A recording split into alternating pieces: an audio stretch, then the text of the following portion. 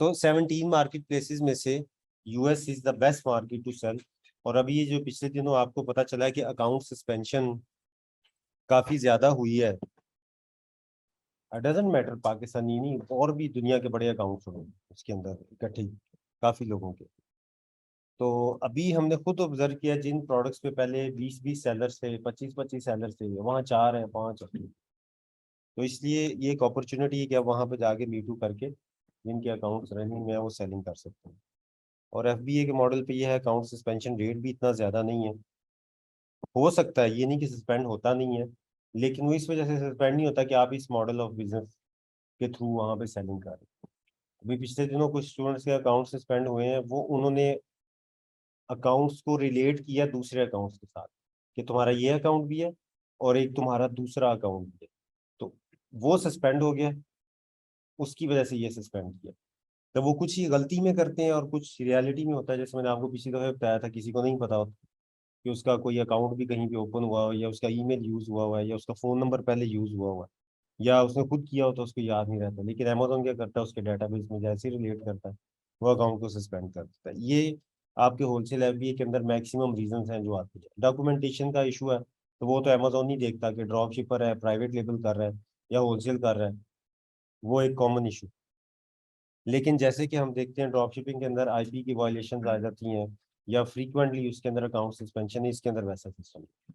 इसके अंदर अगर आप काउंटर फीड बेचेंगे वो इशू आएगा आपके पास। और अगर आप ब्रांड से या किसी से अप्रूवल लिए बगैर ही, फर्स्ट ब्रांड ने अप्रूवल नहीं दी, आपने डिस्ट्रीब्यूटर से भी अप्रूवल नहीं ली हुई, आपने जस्ट कहीं से रैंडम सोर्सिंग करके तो प्रोडक्ट्स सेल कर रहे हैं, रैंडम सोर्सिंग करके प्रोडक्ट सेल कर रहे हैं, तो फिर जौन सा है वो आपके अकाउंट पे भी स्ट्राइक आ सकती है। बस ये एक दो रीजन होती हैं। और ये अगर आप प्रॉपर काम करेंगे तो ये भी नहीं आती फिर आपके पास। अब आप ये देख लें 3.5% में कितनी मार्केट्स है। ये 3.5% में जर्मनी है। जर्मनी जैसे आपको पहले बताया था, लैंग्वेज बैरियर की वजह से शायद आप ना कर पाए, लेकिन यूनाइटेड स्टेट्स और यूनाइटेड किंगडम, ठीक है। कनाडा में लोग कर रहे हैं। कनाडा में जो लोग कर रहे हैं वो लोग सक्सेसफुल हैं जिनकी वहां पे कोई रिलेटिव्स जो खुद से भाग दौड़ कर सकते हैं उनके साथ मिलके। क्योंकि कनाडा में ऑनलाइन आप होलसेलर डिस्ट्रीब्यूटर्स जो से ना बहुत मुश्किल से फाइंड आउट करते हैं। लेकिन जो वहाँ पे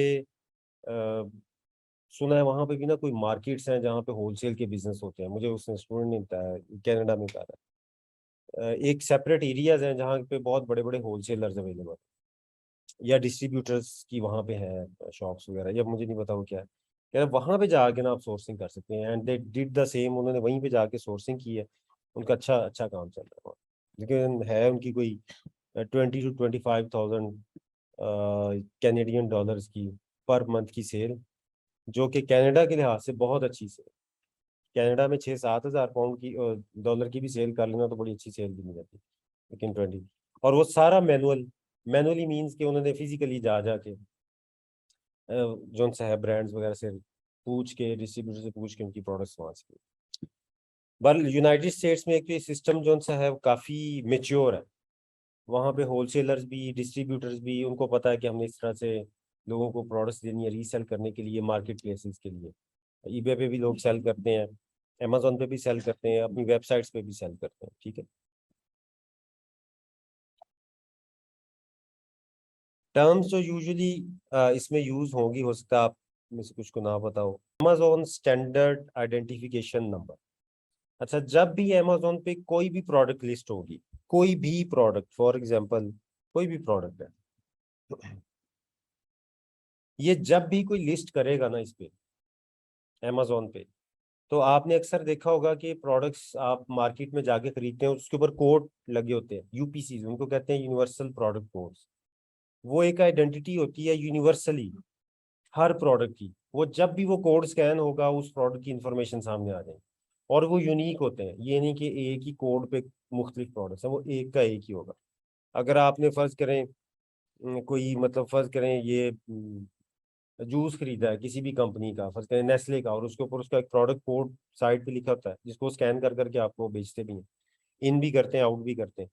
तो वो यूनिवर्सल कोड है उस प्रोडक्ट का। ठीक है, वो आप जहां पे भी दुनिया में उसको करेंगे ना तो आपको पता चल जाएगा ये नेस्ले का जूस है, मैंगो का। ठीक है, अच्छा अब वही नेस्ले का जूस अगर पीच का होगा ना उसका अलग कोड होगा। ठीक है, स्ट्रॉबेरी का होगा उसका अलग होगा, हर प्रोडक्ट का अगर उसकी वेरिएशन है वो अलग होगी। अमेजोन क्या करता है, जब भी ये लिस्ट करते हैं ना प्रोडक्ट्स, ये आप नहीं करते, ये जो लोग प्राइवेट लेबल करते हैं ना पहली दफा इस प्रोडक्ट को सेल, आप तो रीसेलर है ना इस लिस्टिंग के, जो पहली दफा जब इसको लिस्टिंग करते हैं तो Amazon as an identity of that product उनसे कहता है मुझे आप वो यूपीसी दें। वो यूपीसी दे देता है, लिस्टिंग क्रिएट हो गई। जब लिस्टिंग क्रिएट हो जाती है तो अमेजोन अपना एक नंबर दे देता है, उसके बाद उसको कहते हैं एसिन, कुछ लोग ASIN भी कहते हैं, या मैं इसको इकट्ठा एसिन ही कहता हूँ। अब ये क्या हुआ, अमेजोन कहता है जी यूपीसी हो गया मेरी आइडेंटिफिकेशन के लिए कि दुनिया में प्रोडक्ट एजेंसी ना आपकी किस तरह से पहचानी जाती है। लेकिन अमेजोन का जो भी इंटरवेयर हाउस सिस्टम है या जो भी उसकी स्टॉक कीपिंग है या जो जो भी है, उसमें ये एसिन नंबर से पहचाना जाए। ठीक है, ये ऐसे ही है जैसे आप सारे आए हैं, सबने आपने इनरोलमेंट के वक्त अपने आइडेंटिटी कार्ड दे दिए, मैंने उसके अगेंस्ट आपको रोल नंबर अलॉट कर दिए 1 2 3 4 5, और मैंने रोल नंबर याद किए। मुझे कोई कहेगा ना कि उस बंदे के साथ मसला है, मेरे को पता नहीं कौन है, वो कहेंगे उस रोल नंबर के साथ मसला है, तो मैं उसको जल्दी आइडेंटिफाई कर लूंगा। तो इस तरह से ये समझे कि एसिन बिना एक रोल नंबर उसने दे दिया प्रोडक्ट का। एसिन दुनिया में उसका किसी को नहीं पता होगा, आप कहेंगे ना ये एसिन, कहेगा ये पता नहीं क्या चीज है, कोई भी आइडेंटिफाई नहीं कर सकता। ये सिर्फ अमेजोन के सर्कल में, यानी जहां पे अमेजोन होगा जब आप एसिन कहेंगे वो एग्जैक्टली वही प्रोडक्ट निकाल के देगा जिसका एसिन नंबर होगा। अच्छा, इस एसिन का एक और फायदा भी, ये जैसे अभी मैंने आपको बताया कि एसिन हर वेरिएशन का यूनिक है। यहाँ पे अब आप देखें कि ये अभी आपके सामने जो वेरिएशन ओपन है ये इसी बेडशीट की, ये ग्रे कलर है। ठीक है, ये क्वीन ग्रे है। अब आप इसका एसिन नंबर नोट करें, अगर हम इसके लास्ट देखें तो लास्ट पे है UP4G।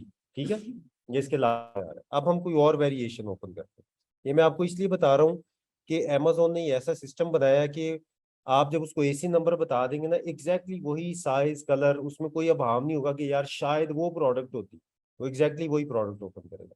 इसका देखें एसिन क्या है, NDRU डिफरेंट है। इसी तरह से हर वेरिएशन का डिफरेंट होगा, साइज की हो कलर की हो। और एज ए FBA सेलर, आप जब भी सेलिंग के लिए जाते हैं तो आप चाहें तो नहीं है कि पूरी की पूरी ये सारी वेरिएशंस बेचें। आप इसमें से अगर कोई ज्यादा चलने वाली वेरिएशन है तो आप सिर्फ वो खरीद के और सिर्फ उसका एसिन डाल के सिर्फ उसको स्पेसिफिकली मीटू कर सकते हैं। जरूरी नहीं कि सारी लिस्टिंग को मीटू करना है आपने जाके।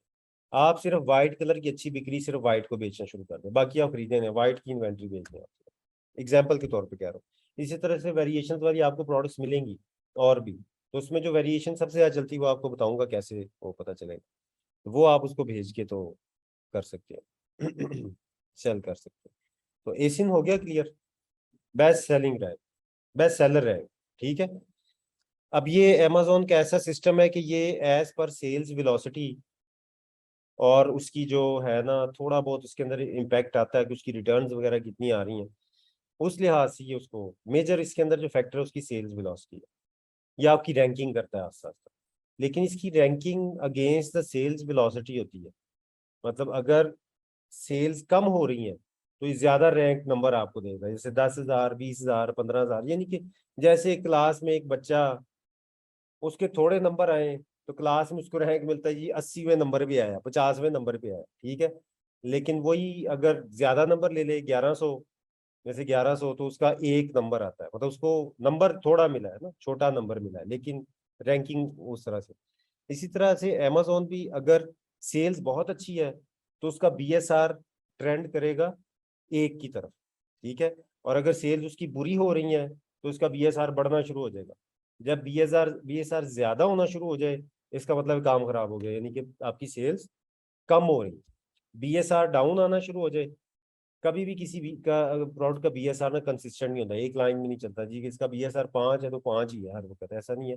वो थोड़ा बहुत ऊपर नीचे होता रहता है क्योंकि सेल्स डेली ऊपर नीचे होते रहते हैं।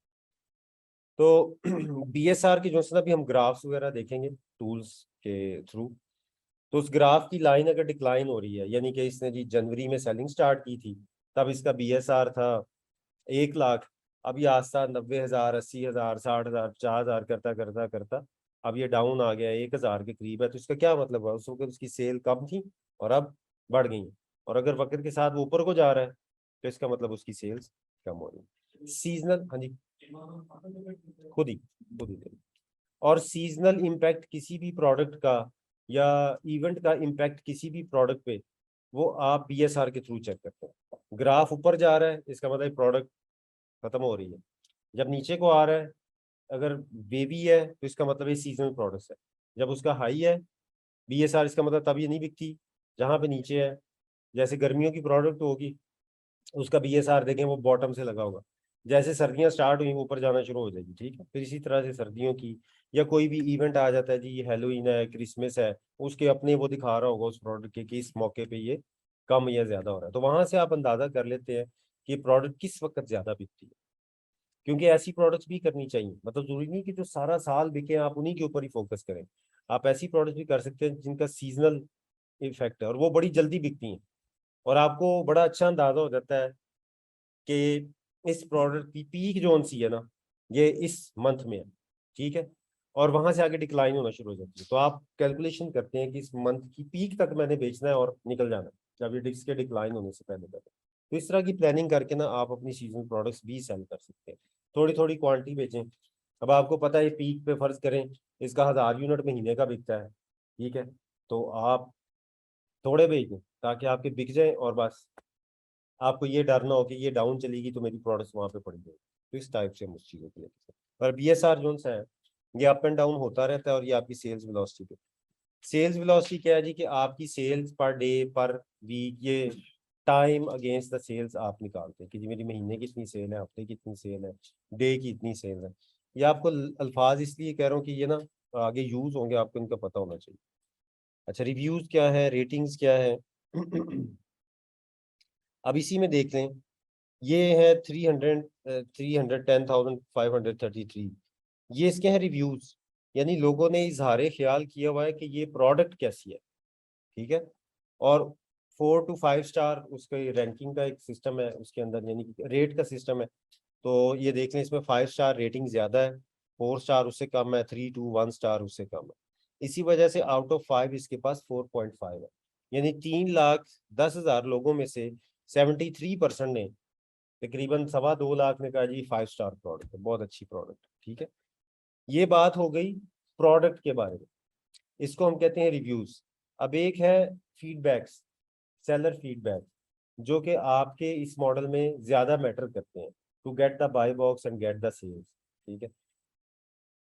आप जब भी किसी सेलर के नाम पे क्लिक करेंगे तो वो उसके स्टोर फ्रंट पे ले जाएगा आपको। इसको कहते हैं स्टोर फ्रंट। अक्सर लोग कहते हैं स्टोर फ्रंट का लिंक दे दें, वो ये लिंक होता है ऊपर वाला, ठीक है। या स्टोर फ्रंट क्या होता है, ये होता है स्टोर फ्रंट। इसमें अब ये फीडबैक्स दिए गए हैं कि ये सेलर कैसा है। पहले वो रिव्यूज थे, रिव्यूज में कहा गया था कि ये प्रोडक्ट कैसी है। यहाँ पे ये बताया जा रहा है क्योंकि उसका स्टोर फ्रंट है कि ये सेलर कैसा है, ठीक है। और साथ में देखें 78,000 है, वो 3 लाख के करीब थे रिव्यूज, इसके जो फीडबैक्स हैं वो 78,000 है। 78,000 में से 1% जो उनसे नेगेटिव है, 99% जो उनसे है उसकी पूरी जो लाइफ टाइम में लोगों ने उसको फीडबैक्स दिए हैं, 99% जो उनसे पॉजिटिव। ये बहुत अच्छी एवरेज है। तो कोशिश ये करनी है कि अराउंड 98 प्लस रहे आपकी, और वो रहती है। जब भी आप एफबीए करेंगे तो आपकी ये जो फीडबैक्स है ना, ये इतने बैड फीडबैक्स नहीं आते।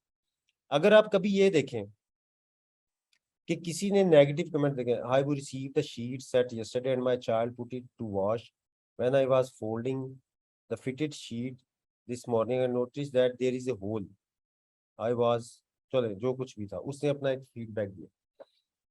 अच्छा, ये वैसे ये इस टाइप का जो फीडबैक होता है ना, जिसमें प्रोडक्ट के बारे में लिखा होगा उसने, और लिख ये इसको ही चाहिए था ये रिव्यू लिखता उसमें प्रोडक्ट के जहां पे रिव्यूज से, इसने दिया हुआ है अपना फीडबैक जहां पे सेलर के फीडबैक्स हैं। अगर ये सेलर चाहे तो इसको रिमूव करा सकता है, ये अमेजोन की पॉलिसी के अगेंस्ट है। अच्छा, अगर कोई सेलर के बारे में उधर रिव्यूज में लिख दे जाके जहां पे प्रोडक्ट के बारे में लिखना था, तो आप वो भी अमेजोन को कंप्लेंट करके हटवा सकते हैं कि ये इसने मेरे बारे में प्रोडक्ट रिव्यूज में लिखा हुआ है, वो हटा देंगे वो। किसी भी किस्म की अब्यूसिव लैंग्वेज है या कोई भी अगर इस तरह की चीज़ है, वो भी अमेजोन को जब आप कहते हैं तो वो हटा देते हैं। अच्छा, अगर गलती अमेजोन की होगी, यहाँ पे ऐसा रिव्यू नहीं है, अगर गलती अमेजोन की होगी तो अमेजोन क्या करता है कि रिव्यू को या फीडबैक को हटाता नहीं है, सॉरी फीडबैक को हटाता नहीं, उसके ऊपर ना एक लाइन लगा दे, और आपकी ये जो काउंटिंग है ना उसको मैं उसमें उसे काउंट नहीं करेगा, ठीक है, लेकिन यहाँ पे लाइन लगा देगा और नीचे लिख देता है कि जी इसका रिस्पॉन्सिबल अमेजोन था, हम खुद इसकी जिम्मेदारी ले रहे हैं, सेलर नहीं था, ठीक है। तो बहरहाल ये फीडबैक्स आप लोगों के लिए जरूरी है। वो क्यों जरूरी है? एक ही लिस्टिंग पे प्रोडक्ट के रिव्यूज वो कॉमन होते हैं। वो बायर ने आपसे खरीदी, आपसे खरीदी, आपसे खरीदी, जब उसने जाके प्रोडक्ट के बारे में लिखना है ना, तो वो सब के सब इकट्ठे ही वहां पे एक ही जगह पे जाएंगे। लेकिन जब वो फीडबैक लिखेगा ना, तो फीडबैक उस सेलर को जाएगा जिससे उसने खरीदना। फॉर एग्जाम्पल,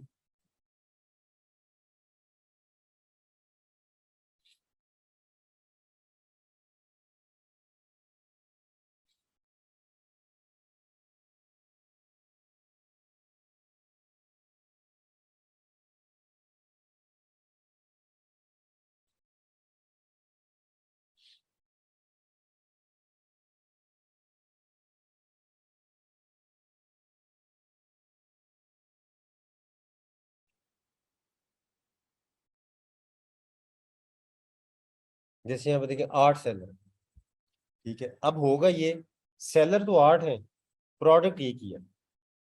जिस मर्जी सेलर से वो खरीदे, जिसके पास मर्जी सेल आ रही है, जब वो प्रोडक्ट का रिव्यू लिखने बैठेगा ना, तो वो रिव्यू यहाँ पे ऐड हो जाएगा। लेकिन जब वो फीडबैक लिखेगा किसी का, तो फिर वो उसी को ही जाएगा जिससे प्रोडक्ट उसे शिप होके आई, ठीक है। तो इसलिए हमारे लिए ये क्यों इंपॉर्टेंट है?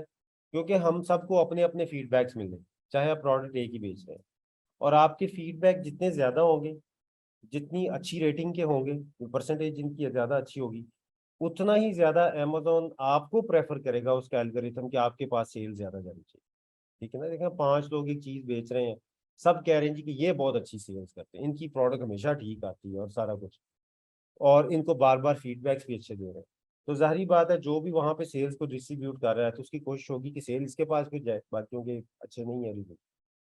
अब ऐसे न्यूबी जब भी आप जाते हैं तो आपके पास तो जीरो होते हैं रिव्यूज, फीडबैक सॉरी, तो उस वक्त आपको ना थोड़े से शुरू में मसले आते हैं। कभी कभी आपको बाय बॉक्स नहीं मिलता, कभी आपको सेल्स कम आती है, लेकिन it's okay for the newbies, नए लोगों के लिए ये ठीक है, कोई मसला नहीं है।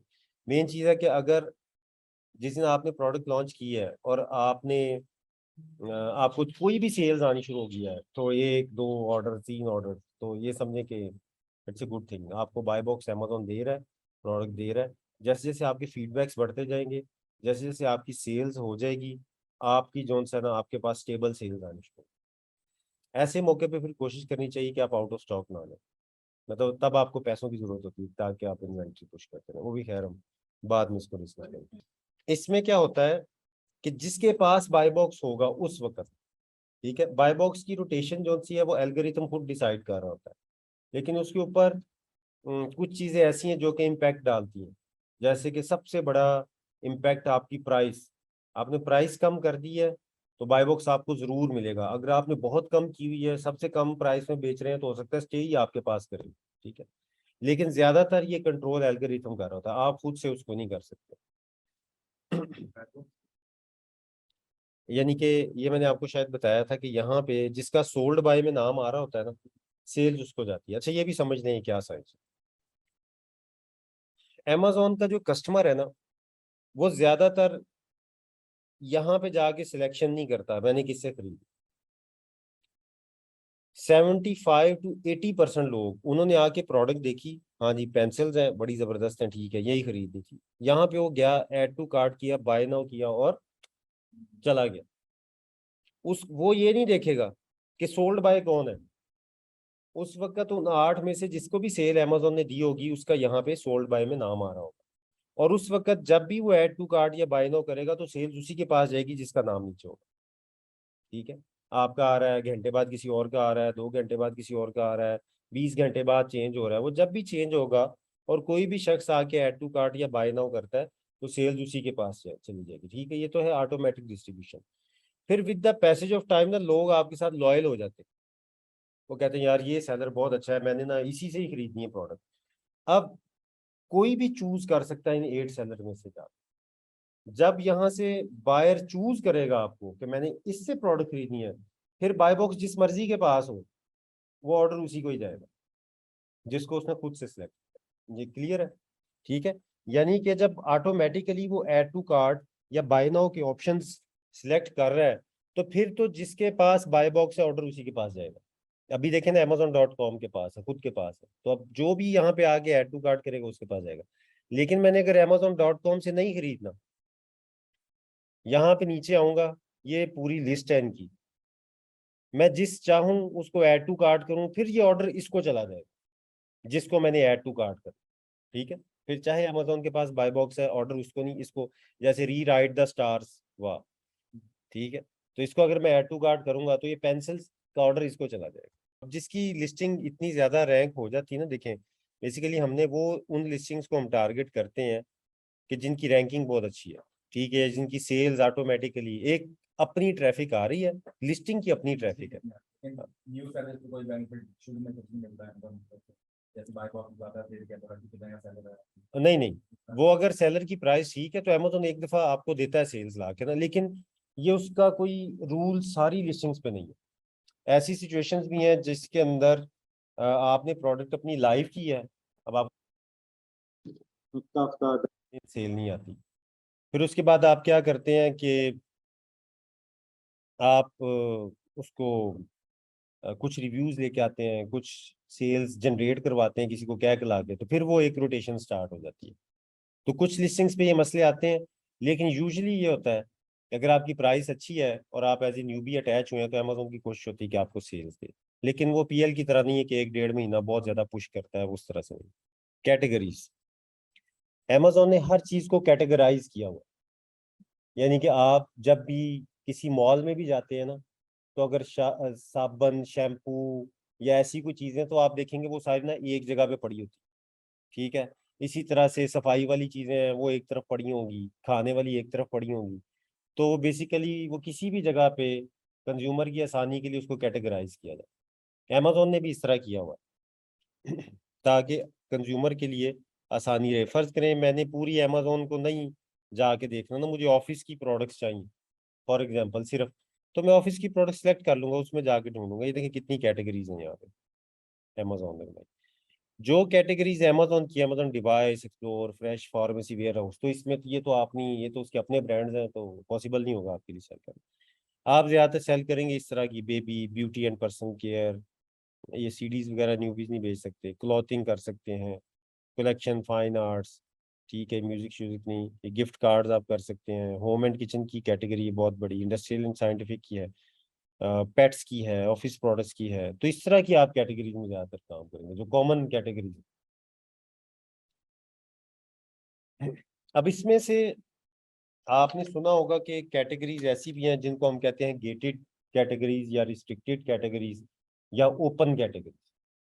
ओपन कैटेगरीज क्या होती हैं? अमेजोन उसमें जब आप लिस्टिंग करते हैं, ठीक है, जब भी आप लिस्टिंग करते हैं जाके, यानी कि आप प्रोडक्ट को सेल करना चाहते हैं, तो अमेजोन आपसे कुछ ज्यादा पूछगछ या डॉक्यूमेंटेशन रिक्वायर नहीं करता उसकी, वो ओपन कैटेगरीज है। आपने जाके जी ये कोई सिंपल सी प्रोडक्ट, ये पेंसिलें बेचनी है, अमेजोन कुछ नहीं कहेगा बेचें। ठीक है, आपने कोई कटलरी सेट्स बेचने हैं, बेचें।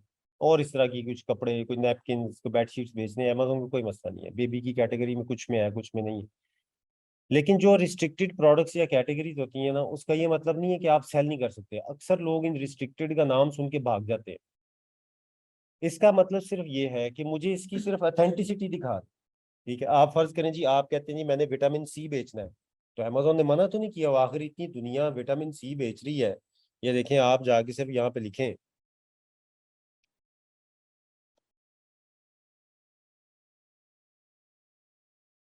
ये देखिए, तो ये सारे को अमेजोन के प्यारे ही थोड़े हैं कि इनको उसने अलाउ किया, आपको नहीं करेगा।